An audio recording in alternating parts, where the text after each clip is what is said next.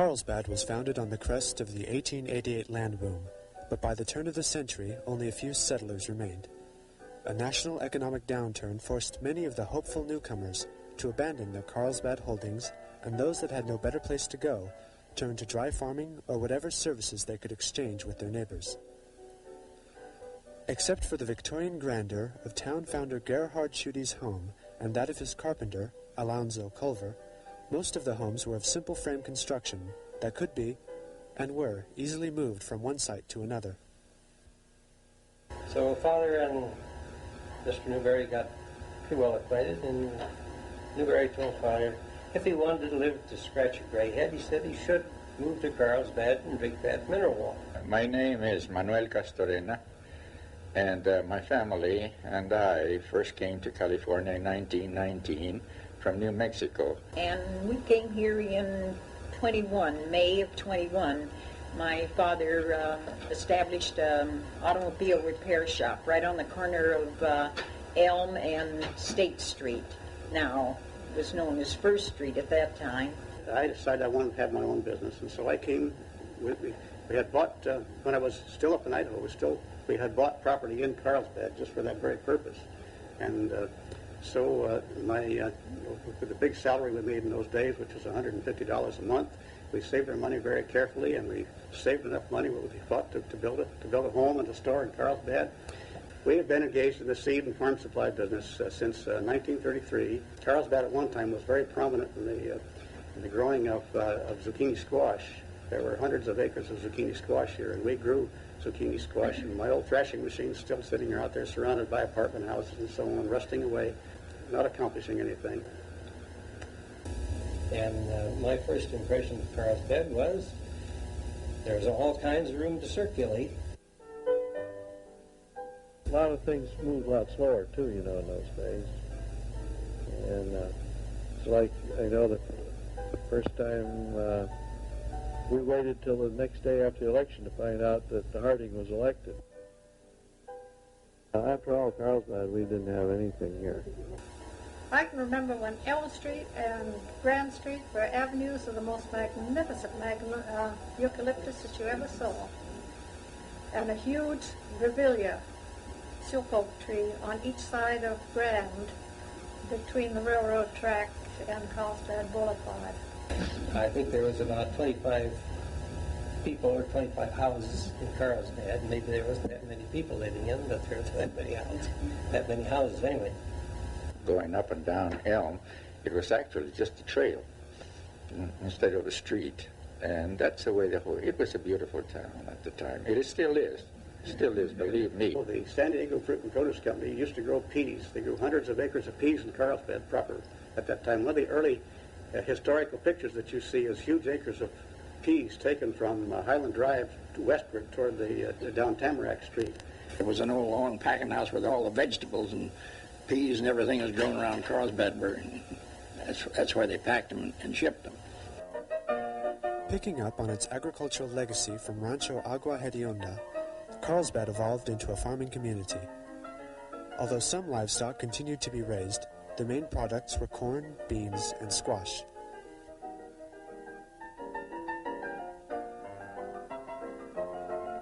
It wasn't until 1918, when water from the San Luis Rey River provided day and night irrigation, that flower fields and fruit orchards began to appear.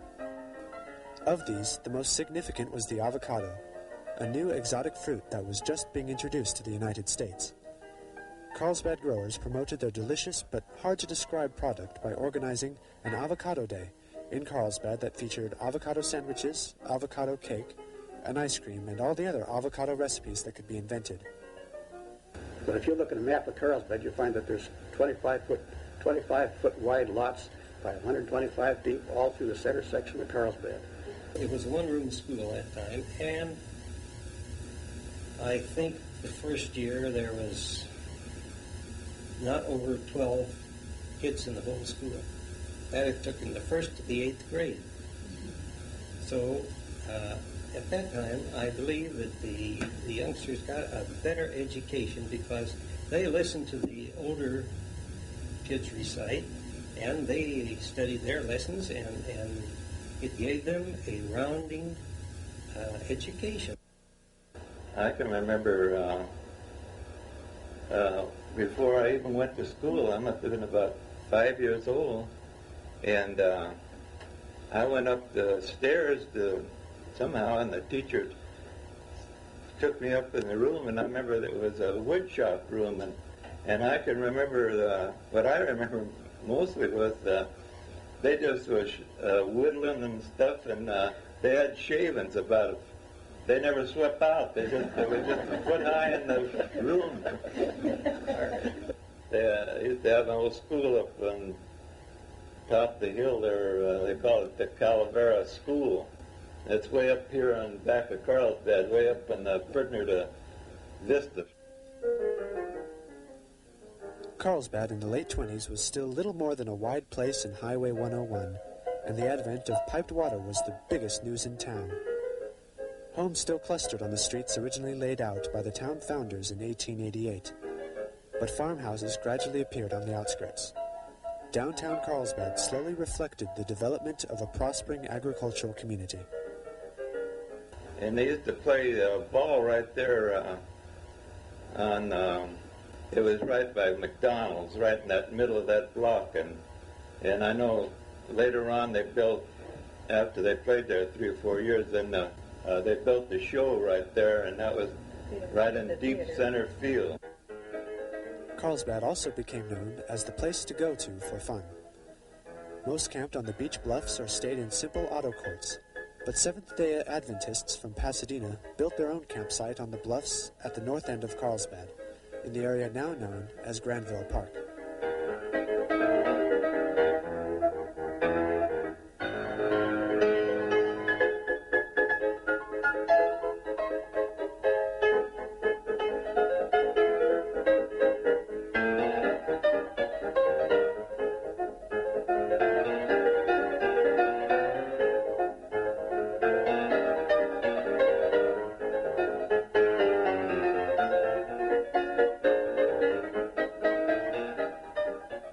The idea of Carlsbad as a tourist destination caught on in a hurry, and one of its most ardent proponents was Eddie Kentner. He was proprietor of the Twin Inns, a restaurant that he had fashioned from the old Shooty Mansion in 1917. Here he and his wife Neva and their ever-growing family lived upstairs and served crispy fried chicken dinners to the increasing number of automobile tourists that passed his front door. He was the most genial of hosts and did everything he could to make sure that his guests never forgot the Twin Inns or Carlsbad. His success led to a lengthy series of additions and alterations to the old Shooty house, some more or less compatible with its original Victorian design, but always consistent with his own eclectic tastes and flair for excitement. Tossing Spanish grammar to the winds, the Los Diego Hotel was named for its midway location between Los Angeles and San Diego. The Red Apple Inn featured apple ornaments at every conceivable place. It is now the dining hall for the Army and Navy Academy. As folks put down their roots to stay in Carlsbad, the usual community institutions began to appear. The Carlsbad Union Church was built on Pine Avenue in 1926, the same year that St. Patrick's Catholic Church was built, just around the corner on Harding Street. This was also the year that Carlsbad's oldest continuing newspaper was established. 4 years later, the town's movers and shakers accomplished their priority goal of securing a major resort hotel for Carlsbad. Built by the Eastman Hotel Company of Los Angeles, it was heralded for the mineral baths that flowed from the same springs as those discovered in 1883 by John Fraser. The 30s brought other new enterprises to Carlsbad, and downtown blossomed to provide space for them all. The south end of State Street soon featured 2 new business blocks, the Ramsey and Killian buildings, plus a bank and a hardware store. When the Santa Fe Streamliner pulled into Carlsbad Depot in 1932, it surely seemed like the town itself had finally arrived. Spanish colonial emerged as the architectural trend of the times, with romantic casitas appearing all over town. Among the more notable households established in the 30s was that of A.J. Cohn, a retired Los Angeles groceryman whose palatial home is now Fidel's restaurant at the Carlsbad Inn. Some traditionalists clung to the Greek Revival designs of their possibly Midwest origins. The most celebrated arrival on the Carlsbad scene was actor Leo Carrillo, who purchased the old Kelly homestead south of Rancho Agua Hedionda and rebuilt it as the early California rancho of his dreams.